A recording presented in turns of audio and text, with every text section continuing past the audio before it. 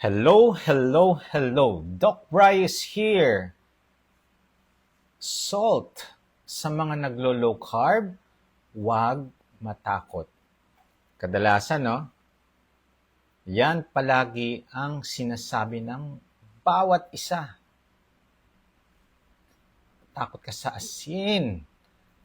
Dahan-dahan sa asin or huwag maalat. Kadalasan, pag may mga sakit tayo, no? Lalo na sa mga may CKD, wala na daw lasa ang kanilang pagkain. Okay? Bakit? Dahil ang asin nakaka-damage ng kidney. Okay, linawin natin lahat-lahat to, no? So, sa umpisa, bakit ba ang mga tao takot na takot sa maalat or sa mga asin? Okay, tinuro kasi sa atin na kapag maalat ang kinakain mo, di ba nagpapataas ng blood pressure or alta presyon? Ay, tataas ang BP mo niyan. Puro maalat ang kinakain mo. Okay? Yan yung kadalasan. Okay. Pero, hindi lahat ng issues ng mga blood pressure ay dahil sa asin. Ito ay dahil sa mga insulin resistant. So, hormonal.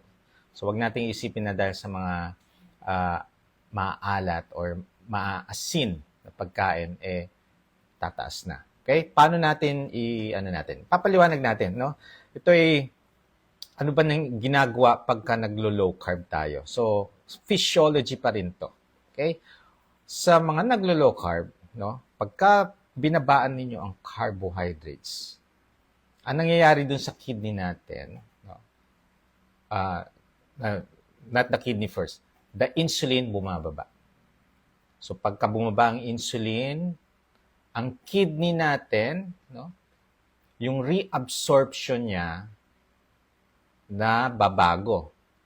The more carbohydrates na kinakain ninyo, tumataas ang insulin, nagkakaroon ng absorption ng sodium.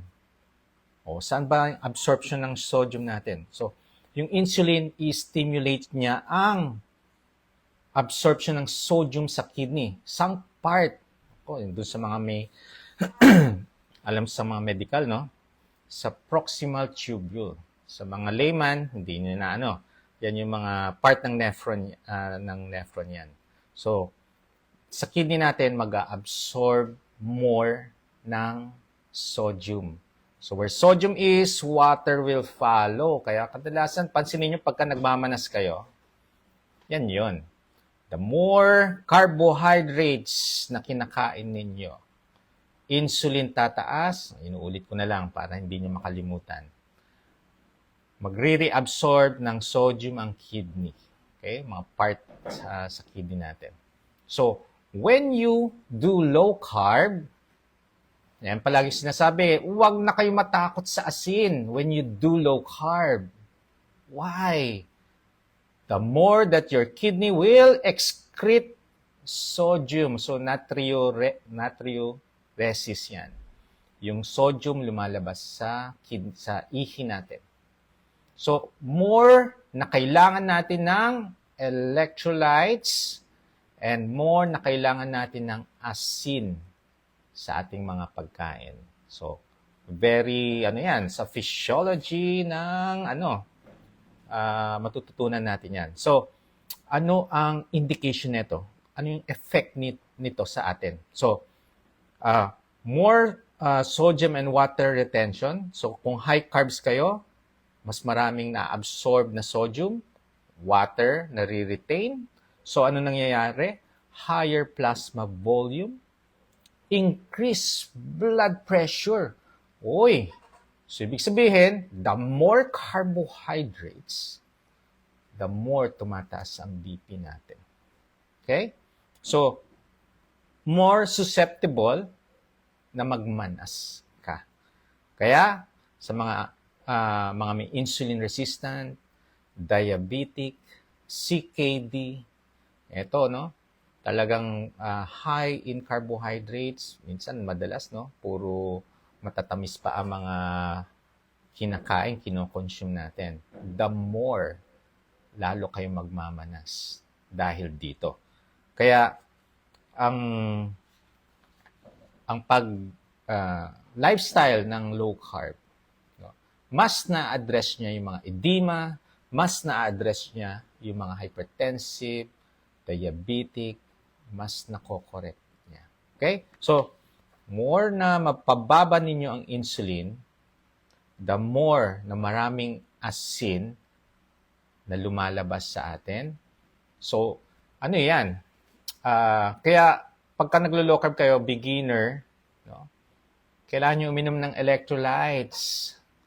Kaya, kung hindi kayo umiinom ng electrolytes, makakaramdam kayo ng, ano yun, mga discomfort, yung mga tinatawag nating keto flu. No? Biglang nahihilo yung sumasakit ang ulo. Yung iba nga nagpapalpitate. So, ang madalas na makaka-resolve nito ay electrolytes. And of course, kailangan i-compute ninyo ang fluid requirement ng inyong katawan base sa inyong timbang. Okay? Kaya hindi ko na ginagamit yung 8 to 12 glasses na water a day dahil iba-iba ang mga timbang natin. Iba ang iinumin, volume ng iinumin, dami ng iinumin ng isang 100 kg sa 50 kg. Kaya hindi ko na tinuturo yung 8 to 12 glasses. Kino-compute na natin ang water requirement natin per day. So, ano ba ang role ng asin sa atin? Ito ay isang electrolytes. Kailangan ng ating mga muscles. Di ba? Pag may mga electrolyte imbalance, nagka-cramps kayo. Yung iba nahihilo. Yung iba nagpapalpitate. So, kailangan natin to. Then, para mapanitili ang blood volume. So, yung viscosity niya, kailangan din yan. And of course, yung blood pressure. So, if kulang talagang asin ninyo, sari-saring discomfort. Kaya dun sa mga naglo-low carb, yung mga beginner, pansinin nyo, pag nahilo kayo, ito na-experience ko yan nung first na nag-low carb ako. Hala, nanlata ako. Nagte-training ako, tumatakbo ako. Sabi ko, grabe, parang wala akong lakas para tumakbo. Although nakakatakbo, mabagal lang. Pero nung kumagat ako ng isang tinapay noon, biglang lumakas ako. Sabi ko, wow, kakaiba ah. Isang bite ng pandesal noon, nagkaroon ako ng energy. So, yun yung nangyayari. If you are a beginner sa paglo-low carb, makaka-experience talaga kayo ng mga discomfort. Huwag kayong babalik sa high carbs. Bakit? Eventually, your body will adapt. At yung benefit of doing the low carb, makukuha natin. Kung hindi nyo na-experience pa ito, syempre sasabihin nyo, ay, hindi yan totoo. You need to experience it first. No? At magugulat na lang kayo sa benefits ng naglo-low carb. Kaya, if nahihilo kayo, ito yung mga senyales na kailangan nyo na ng asin. Pag nahihilo, pagka nanghihina, pagpagod, nagkaka-cramps, and papalpitate. Alam niyo ho ba, pinakaunang senyales na dehydrated ang isang tao pagka nagpapalpitate or tumataas ang heart rate. Kaya yan, binibigyan namin ng mga bolus na mga fluids na may asin. Okay? Pagka nabigyan niya ng fluids na may asin, tsak. Bababa, magre-regulate yung tibok ng puso. At hindi nyo mawawala na yung nararamdaman nyo parang ang bilis-bilis ng tibok ng puso. Yung palpitation, nawawala. Diba? Lahat yan na-experience ng mga naglo-low carb. Kaya alam na alam nila yung mga sinasabi ko. Pero marami, no? Ang dami kong mga patient, sasabihin nila sa akin, Doc, I've been doing 3 years strict low carb, how come may nararamdaman pa rin akong mga discomfort? When I ask them etong electrolytes, never sila nag-electrolytes. Ganyan ka-importante ang electrolytes. So, if you're a beginner, or kahit, eto, question, Doc, forever na ba tayo mag-electrolytes? Okay, nag-a-adapt ang katawan natin. So, eventually, yung natriuresis, nagma-milder form na siya, nagma-mild siya. So, nag-a-adapt. So, pag matagal na kayo naglo-low carb, ang electrolytes, yes, you will still consume electrolytes. When? Kailan na to? During workout. So, pag may exercise kayo, doing a run, lifting weights, basta pinawisan kayo, electrolytes ang inyong inumin. Huwag water lang. Kung hindi, baka dalawin nyo si San Pedro. Or, mag-blackout kayo and hindi maganda ang feeling ng nag-blackout. Naranasan ko na yan. Nag-80 km bike ako noon. Nakalimutan ko magtimpla ng electrolytes. So, plain water lang ang dinala ko. Nagmamadali na ako noon. So, plain water, 80 km, strenuous, talagang very strenuous yung bike ride namin noon. Pag-uwi ko, doorbell, blackout. So, wag nyo nang asamin, wag nyo nang hopefully, hindi nyo ma-experience yun. Nakakatakot. The whole day, plakda ako. Puro lang ako, electrolytes iniinom. Naka-recover na ako hapon. So, huwag nyo nang experience yun. Kaya, ang mahalaga dito is know your body. So, asin versus ultra-processed food, ano pinagkaiba niyan? Di ba kadalasan, no, mga ultra-processed food, pagka, alam ko, lahat tayo tikim na ng mga ultra-processed, bang aalat nila. So, thinking ninyo, pwede na ba yung substitute pag wala kayong asin? No. Hindi po pareho ang asin ng nasa real food at ng asin sa junk food. May mga additives ang mga ultra-processed food. Okay? May mga sugar. So, tandaan niyo, sugar is very inflammatory. Okay? Yun ang nagpapalala sa ating health. So, nagkakaroon ng stress ang ating mga katawan. So, paano natin gagamitin ang asin ng maayos? Kumain ng totoong pagkain. We need to focus more on real foods. Sad to say, marami akong mga pasyente ngayon, mga mag-asawa, nagtatrabaho, both. Dati nun, mga husband ang mga nagtatrabaho, ang mga housewife, kaya housewife, nasa bahay lang, nagluluto. Pero no, not anymore. Pati mga asawang babae ay nagtatrabaho na. Kaya ang kanilang dahilan para kumain sa mga fast food ay dahil wala ng time magluto. Sad to say talaga yan. Wala tayong magagawa dahil pagod na sa trabaho, pag-uwi, walang time magluto. Kaya madalas, ang mga anak ng mga babae or anak ng mga lalaki, hindi marunong ngayon magluto. Okay? We need to change. Kaya natin. Adapt.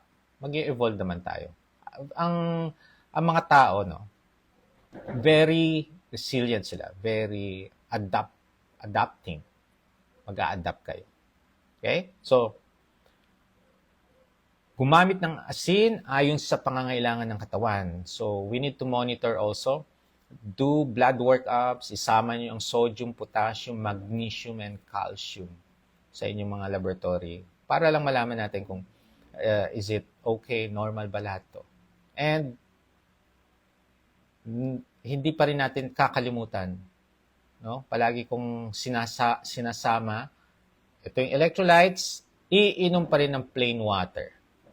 Tandaan ninyo, the total fluids is hinahati natin yan. May electrolytes, may plain water pa rin. Okay? And let's observe. Pag wala nang nararamdaman mga discomfort or mga keto flu, ibig sabihin nag-adapt ang ating katawan, which is the best, no, na nangyari sa atin. Ang asin, huwag katakutan. Hindi ito kaaway, no? Bagkus ito ay magbibigay sa iyo ng kaginhawaan, lalong-lalo na kapag naglo-low carb ka. Kaya pagka nag-high carb ka, tama naman ang sinasabi, no, ng mga health practitioner, low salt tayo dahil alam nilang high carb, only rice, no? Love na love nila ang mga tinapay. Naku, ngayon mga tinapay, grabe, mga additives, ang sarap-sarap. Maamoy mo pa lang, para ka ng dinuduyan papunta sa kanila. So, kung ganyan po ang inyong lifestyle, consuming unlimited rice, unlimited bread, grabe, no? Mga sweets, mga sugar, ay dapat talaga mag-low salt kayo. Kung hindi, katulad kayo ng mga tinapay, mag-aalsa, magmamanas. So, congratulations po sa mga nag-start pa lang ngayon mag-low carb. Ayusin natin ang health, and syempre, you need to consult your doctor first before starting any lifestyle change with baseline lab result para malaman natin, no? Hindi nagugulat na lang tayo after 6 months of doing low carb, saka kayo nagpa-laboratory, tapos may mga matataas. Baka ang isisihin niyo is yung low carb, pero baka dati nang mataas siya. Okay? So, pagkain mahalaga, we need to study more. Ang salt, kaibigan natin yan. Kailangan natin. So, ano mga electrolytes na kailangan natin? There's sodium, potassium, magnesium, calcium. Yan yung mga importante na yun. So, if you're asking, Doc, pwede ba ang mga drinks sa fast food, like, ano yon, Pocari or Gatorade, may mga additive na sugar sila at may mga ingredients na hindi para sa atin. Okay? So, if you have health condition, mas kailangan natin ang electrolytes and water. Okay? Kaya, if you want to be a healthier you, change what you eat real foods, prioritize protein and fats, i-limit natin or babaan natin ang carbohydrate intake, drink your fluids, electrolytes, and water, yung total fluid requirement ninyo. Do some fasting. Yan ang fountain of youth. Okay? Yan yung tinatawag na autophagy. And then, wag natin rin kakalimutan, exercise. Do some resistance exercise and do some cardio workout. But if you are sedentary at nag-start pa lang ng low carb, focus more on the nutrition side. After a month, once you are adapted to this low carb lifestyle, we will start your workout. Okay? Sa lahat po na nakikinig, salamat po. And hopefully, hindi na kayo matatakot sa asin. Yan ang pinakasimplest physiology explanation. Bakit hindi dapat katakutan ng asin pag kayo ay naglo-low carb?